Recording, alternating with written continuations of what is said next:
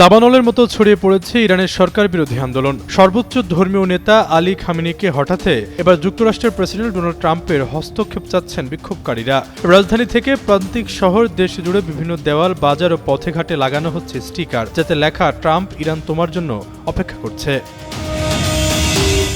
অর্থনৈতিক সংকট, মুদ্রার অবমূল্যায়ন ও নিত্যপণ্যের দাম ঊর্ধ্বগতির মধ্যেই শুরু হয় বিক্ষোভ। ধীরে ধীরে তা ছড়িয়ে পড়ে ৩১টির মধ্যে ২৭টি প্রদেশে। মানবাধিকার সংগঠনগুলোর হিসেব বলছে, গেল কয়েক দিনে প্রাণ গেছে অন্তত ৩৬ জনের, আহত হয়েছেন আর বহু মানুষ। গ্রেপ্তার ২,০০০-এরও বেশি, এমনকি হাসপাতালের ভেতরে নিরাপত্তা বাহিনীর অভিযানও টিয়ার গ্যাস নিক্ষেপের অভিযোগ উঠেছে। রাজধানী তেহরানের গ্রান্ট বাজার, দক্ষিণাঞ্চলের বাজার, আইলামের শহরগুলো সব জায়গাতেই স্বৈরশাসকের অবসান চায় স্লোগানে কাঁপছে জনপদ। কোথাও কোথাও পুলিশ দাঙ্গা বাহিনীর সঙ্গে সংঘর্ষে আগুন ধরছে ব্যাংক ও সরকারি ভবনে। কর্মকর্তারা বলছেন, নিরাপত্তা বাহিনীর সদস্য নিহত হয়েছেন এই সংঘাতে।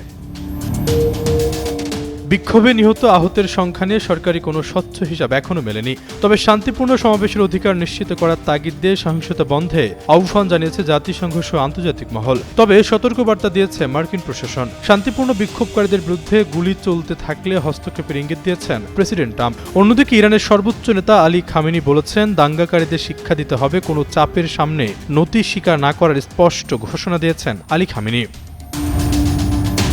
মানবাধিকার সংগঠনগুলোর শঙ্কা, সরকারের ওপর চাপ বাড়তে থাকলে দমনপীড়ন আরও সহিংস হতে পারে। আর বিক্ষোভকারীদের দাবি, ইসলামিক রিপাবলিকের অবসান ঘটিয়ে নতুন রাজনৈতিক ব্যবস্থার সূচনা। আশরাফুল ইসলাম, যুগান্তর নিউজ।